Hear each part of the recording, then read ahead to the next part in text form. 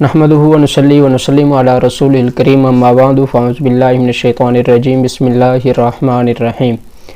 क़ाल अल्लाहु तबारक व तआला फ़िल क़ुरआनिल मजीद वल फ़ुरक़ानिल हमीद इन्ना अंज़लनाहु फ़ी लैलतिन मुबारकतिन इन्ना कुन्ना मुनज़िरीन फ़ीहा युफ़रक़ु कुल्लु अम्रिन हकीम सदक़ल्लाहुल अज़ीम व सदक़ रसूलुहुन नबियुल करीमुल अमीन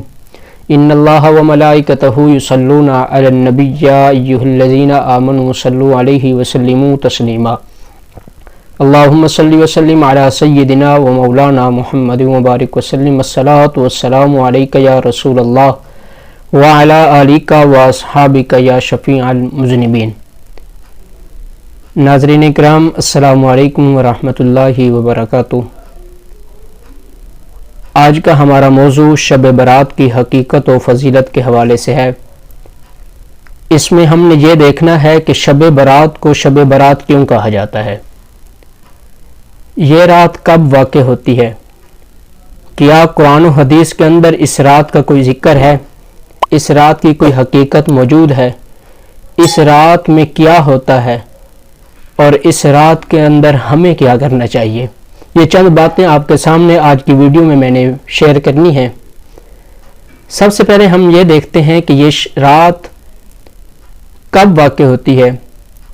ये रात कुरान और हदीस के अंदर इसकी बहुत ही फजीलत बयान की गई। हदीस के अंदर मौजूद है कि ये रात निस्फ शबान की रात यानी 15वीं शबान की रात को शब बरात कहा जाता है। शब बरात को शब बरात इसलिए कहते हैं, असल में शब बरात ये दो अल्फाज से मुरक्कब है। एक लफ्ज़ है शब और दूसरा है बरात। शब यकीनन ये फ़ारसी ज़ुबान का लफ्ज़ है, इसका माना है रात, और जो बरात लफ्ज़ है इसके अंदर दो अक़वाल मौजूद हैं, या तो ये लफ्ज़ अरबी ज़ुबान का है या फिर ये फ़ारसी ज़ुबान का है। अगर बरात इसको अरबी ज़ुबान का लफ्ज़ लिया जाए तो असल है बराअत, इसका माना है बरी होना, क्योंकि इस रात के अंदर अल्लाह रब्बुल इज़्ज़त अपने प्यारे बंदों को, गुनाहगार बंदों को जहन्नम से आज़ादी अता फरमा देता है, जहन्नम से बरी फरमा देता है, जहन्नम से निजात अता फरमा देता है। इसलिए इस रात को शब बरात कहा जाता है। अगर दूसरा फ़ारसी ज़ुबान का जो माना है तो फिर ये असल में बरात लफ्ज़ है। फ़ारसी के अंदर बरात का माना है किस्मत व नसीब। इस रात को शब बरात इसलिए कहते हैं क्योंकि इस रात के अंदर अल्लाह रब्बुल इज़्ज़त हर हिकमत वाले काम का फ़ैसला फरमा देता है, इसलिए इस रात को शब बरात कहा जाता है। नाज़रीन इकराम, अब रही ये बात कि क्या इस रात की कोई हकीकत कुरान और हदीस के अंदर मौजूद है।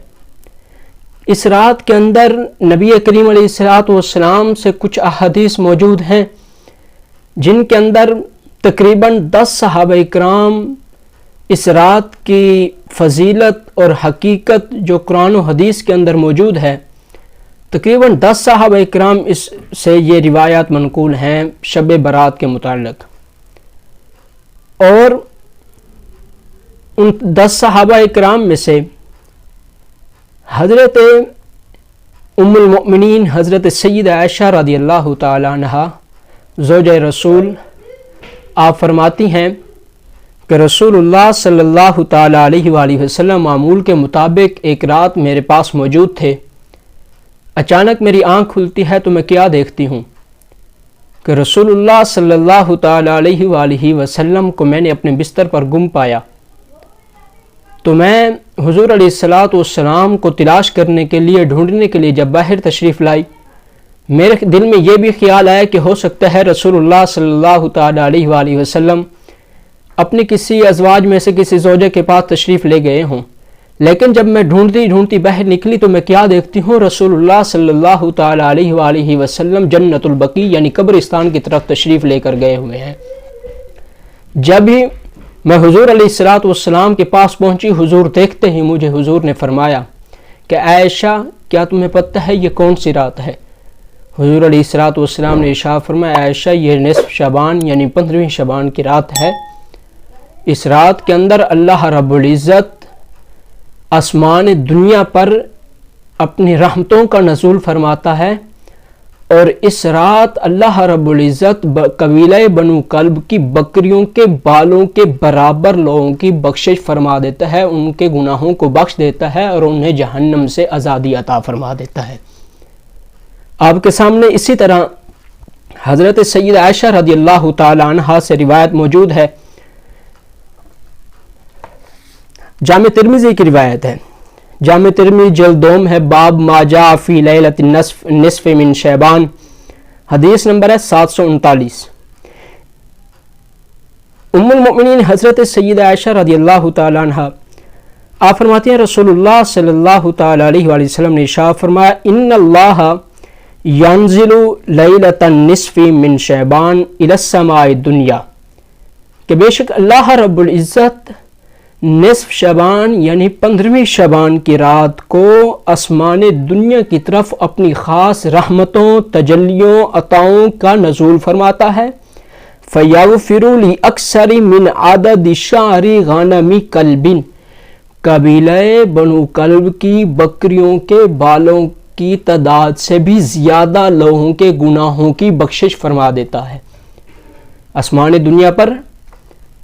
اللہ رب العزت اپنی رحمتوں کا نزول فرماتا ہے، اور اس رات قبیلہ بنو کلب کی، چونکہ بکریاں عرب کے اندر قبیلہ بنو کلب کی ہی بہت زیادہ بکریوں کی تعداد تھی، تو ایک مثال دی جاتی تھی۔ حضور نے مثال دے کر ارشاد فرمایا کہ جس طرح قبیلہ بنو کلب کی بکریوں کی تعداد ہے اتنے جتنے ان کے جسم پر بال ہیں، اللہ رب العزت اس سے بھی زیادہ لوگوں کی بخشش فرما دیتا ہے۔ اور اسی طرح حضرت مولا کائنات علی المرتضیٰ شیر خدا کرم اللہ وجہ الکریم سنن ابن ماجہ کے اندر آپ سے بھی روایت موجود ہے، کتاب اقامت الصلاۃ باب ما جاء فی لیلۃ النصف من شعبان، حدیث نمبر ہے 1388۔ حضرت علی المرتضیٰ شیر خدا رضی اللہ تعالی عنہ سے روایت ہے، رسول اللہ صلی اللہ علیہ وسلم نے ارشاد فرمایا، اذا کانت لیلۃ النصف من شعبان، جب نصف شعبان یعنی 15ویں شعبان کی رات آتی ہے تو کیا کرو تم، فقوموا لیلہا وصوموا نہارہا، اس رات کو اندر عبادت کے اندر مصروف ہو جاؤ،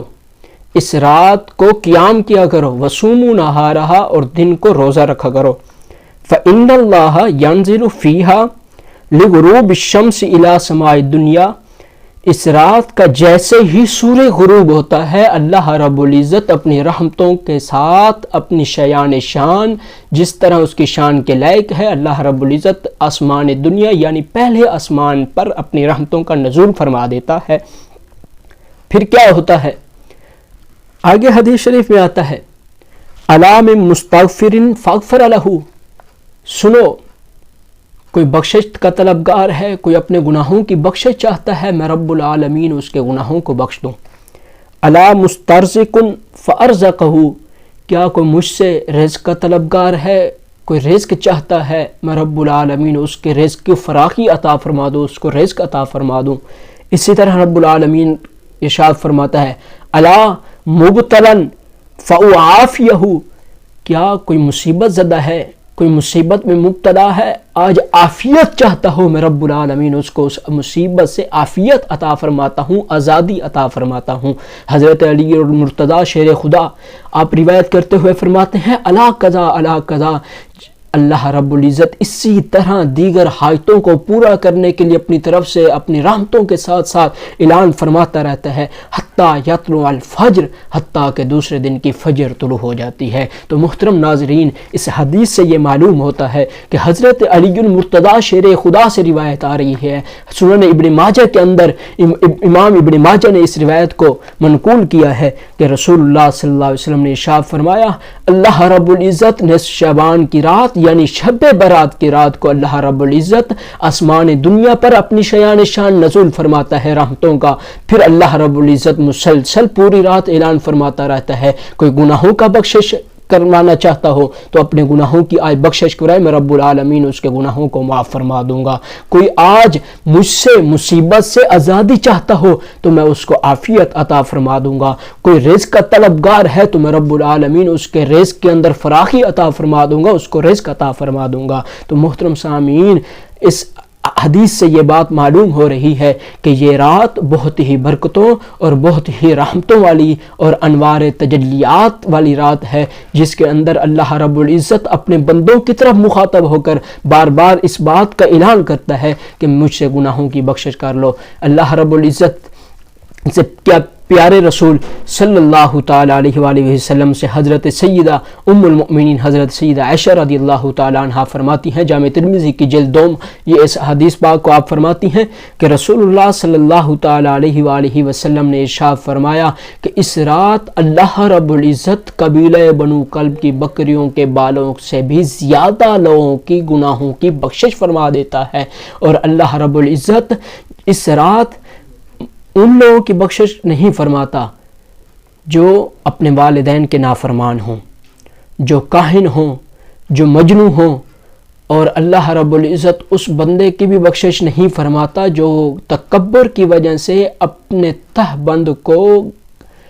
لٹکا کر چلتا ہو، گٹوں کے نیچے لٹکا کر چلتا ہو۔ اللہ رب العزت ان لوگوں کی بھی بخشش نہیں فرماتا۔ اسی طرح رسول اللہ صلی اللہ علیہ وسلم نے آگے بھی ارشاد فرمایا کہ اللہ رب العزت سے اگر یہ بندے بھی اس رات یعنی 15ویں شعبان کی رات، شب برات کی رات کو اگر یہ بندے بھی ان گناہوں سے توبہ کر لیں، اللہ رب العزت سے اپنے گناہوں کی بخشش طلب کر لیں، تو اللہ رب العزت ان لوگوں کی بھی بخشش فرما دیتا ہے۔ والدین کا چاہے نافرمان ہے، کاہن ہے جو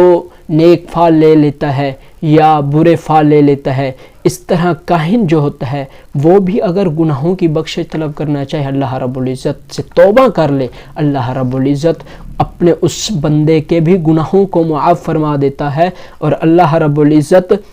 شرابی کی بھی بخشش نہیں فرماتا، اگر شرابی بھی توبہ کر لے اللہ رب العزت اس کو بھی معاف فرما دیتا ہے۔ اور بدکاری پر اصرار کرنے والا جو ہوتا ہے اللہ رب العزت سے اگر وہ بھی توبہ کر لے اللہ رب العزت بخشش فرما دیتا ہے۔ چغل خور بخشش طلب کرے اللہ رب العزت بخشش عطا فرما دیتا ہے۔ تو یعنی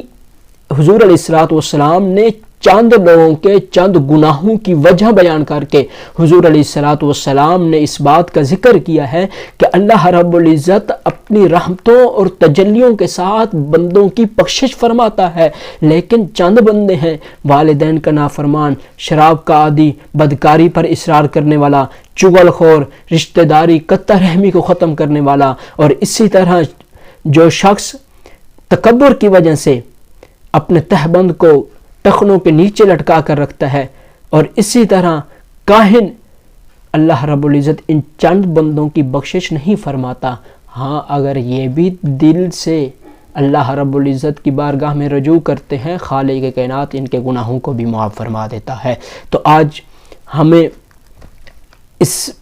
ان تمام گفتگو کا جو خلاصہ ہے وہ یہ ہے کہ اللہ رب العزت اس رات کو برکت والی رات بنایا ہے، اور اس رات کو اللہ رب العزت نے اپنے بندوں کی بخشش کے لیے ہی خاص فرمایا ہے۔ یہ بہت رحمتوں اور برکتوں والی رات ہے، اور اس رات کے اندر ہمیں کیا کرنا چاہیے؟ احادیث سے جو خلاصہ اور ایک سبق جو حاصل ہوتا ہے، حضور علیہ الصلوۃ والسلام نے ارشاد فرمایا، حضرت علی المرتضیٰ سے روایت موجود ہے، حضور نے ارشاد فرمایا نصف شعبان کی جب رات ہوتی ہے تو فقوموا لیلہا وصوموا نہارہا، یعنی اس رات کو عبادت کے اندر گزارنا چاہیے اور اس کے دن کو روزہ رکھنا چاہیے، یعنی نفلی روزہ۔ اور اسی طرح حضرت سیدہ عائشہ سے جو روایت منقول ہوئی کہ آپ کو جنت البقیع میں پایا، یعنی قبرستان، حضور علیہ الصلوۃ والسلام نصف شعبان کی رات قبرستان کی طرف تشریف لے کر جا چکے تھے، تو میں نے حضور کو قبرستان میں جا کر ڈھونڈا، تو حضور علیہ الصلوۃ والسلام کی یہ سنت مبارکہ ہے کہ نصف شعبان کی رات کو قبرستان جانا